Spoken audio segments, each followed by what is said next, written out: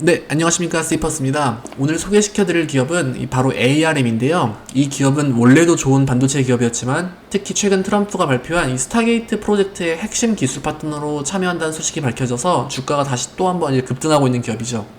오늘 영상에선 이 ARM의 간단한 소개와 이 기업의 사업 분야 그리고 비즈니스 모델을 보고 재무제표도 간단하게 훑어볼 건데요. 특히 이 기업은 재무제표가 굉장히 중요하니 꼭 놓치지 말고 봐주세요. 결론만 말씀드리면 굉장히 좋은 기업 중 하나이고 추천드리는 기업 중 하나예요. 장기 투자로 이제 좀 특화되어 있는 것 같고요. 또 이유는 이 본문 내용을 참조해 주세요. 영상 시작 전에 구독과 좋아요 부탁드리고요. ARM은 영국에 본사를 둔 반도체와 소프트웨어 설계 회사입니다. 주 비즈니스는 설계한 이 반도체와 지적 재산권을 라이센싱하는 사업이고요. 자체적으로 반도체를 제조하진 않아요. 이 기업은 설계 및 아키텍처 개발에 특화되어 있습니다. 주로 이 반도체 제조기업과 이 IT 기업의 라이센스를 제공하는데요. 이러한 이유 때문에 주 경쟁사는 CPU를 설계하는 인텔과 AMD지만 ARM은 특히 저전력 고성능 기술에 특화되어 있습니다. 특히 데이터 센터에는 이 전력 공급이 굉장히 중요한데요. ARM은 이 저전력에 특화되어 있다는 이유 때문에 이번 스타게이트 프로젝트에 합류된 수도 있는 것 같아요. 주요 고객은 애플, 퀄컴, 엔비디아, 삼성, TSMC 등 전 세계를 대표하는 IT 기업들이고요. 특히 애플의 M1, M2 칩, 퀄컴의 스냅드래곤, 엔비디아의 GPU 설계 등 거의 대부분의 반도체 기술에 ARM의 이 기술이 들어갑니다. 보면 이 파운드리 칩 디자인 이 아래에서 아예 그냥 기초가 되는 기업이에요. 보시면 사업 영역은 모바일에서 클라우딩, 자율자동차, IoT 등 대부분의 반도체 제품에 기술을 공급하고 있는데요. 보시다시피 이 IT 대장주들의 핵심 파트너예요. 2016년까지만 해도 전체 매출에서 이 모바일 사업의 비중이 절대적이었지만 사업이 점진적으로 확장되면서 2024년 기준 스마트폰의 비중은 전체 매출의 약 40%로 줄어들고 대신 이 IoT와 자율주행 그리고 클라우딩 분야에서 크게 확장하게 되었습니다. 근데 이 시장 점유율 표를 보시면 놀라실 텐데요.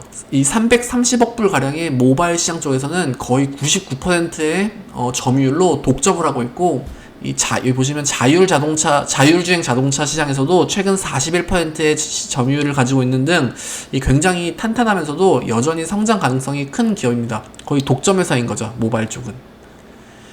그러니까 앞서 설명드린 것처럼 이 기업의 가장 큰 특징은 칩을 자체적으로 생산하지 않고 설계와 아키텍처를 개발하고 이 기업들에게 라이센스를 판매한다는 건데요. 비즈니스 특성상 이 라이센스 수익은 해가 갈수록 누적이 됩니다. 여기 색을 보시면 밑에 이 하늘색은 2010년 전에 개발된 라이센스로부터의 수익이고, 여기는 보시면은 10년부터 2014년까지 개발된 라이센스예요. 위로 올라갈수록 최신형 라이센스를 나타내는데, 이 보시면 2024년 기준 50% 절반의 매출이 이 10년 이상 된 라이센스로부터 오는 수익이라고 합니다.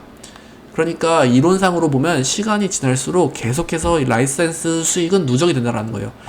그러니까 이거를 라이센스로 이용해서 제품을 회사들이 IT 기업들이 팔면 팔수록 결국 수익은 얘네한테 이제 들어오는 거예요. 보통 기업들이 자기가 파는 제품이나 서비스의 주기가 굉장히 짧아서 계속해서 새 제품을 내놓아야만 성장을 하는 것과는 조금 더 차별성이 있다는 겁니다. 그럼 이 기업의 기본적인 밸류에이션을 볼게요. 많이들 사용하시는 이 야후 파이낸스에서 발췌했는데요. 보시면 1월 23일 기준 PER은 298배이고 PSR은 54배, PEGR은 1.7배입니다. 그러니까 PER이 298배라는 거는 지금 회사가 내고 있는 수익을 298번을 돌려야 현재 주식의 시가총액을 맞출 수 있다는 것인데, 이것만 보면은 너무 회사가 고평가되어 있는 것처럼 볼 수 있어요. 하지만 이 표면적인 수치만 보고 헷갈리시면 안 됩니다. 뒷장을 참조해주세요. 회사가 공개한 2023년과 2024년의 손익 계산서인데요. 보시면 이 회사는 앞서 설명드린 이유 때문에 제조가 없이 라이센스만 이제 제공한 특성상 매출 원가가 거의 없습니다. 그래서 보시면 매출 총이익률이 95%예요. 이거 어마어마하죠. 그런데 영업이익률과 순이익률을 보시면은 6%대예요. 그러니까 이거는 여기 보시면 여기 있는 리서치 앤 R&D죠. 기술 개발 비용에서 기술 개발 비용이 전체 매출의 59%로 이제 기록되어 있는 이유가 가장 큰데요. 앞서 보신 PER은 이 6%의 순이익률을 기준으로 나오는 거예요. 그럼 과연 이 기업은 정말 이 6%만큼의 수익을 내는 걸까요? 그러니까 ARM이 가장 최근 실적 발표한 수치에 대한 논갭 수준으로 이제 나온 표인데요. 이걸 보시면 논갭 기준 매출 총이익률은 97%이고 영업이익률과 순이익률은 약 39%로 적혀 있습니다. 그러니까 아까 보신 6%와는 큰 차이가 있는 거죠.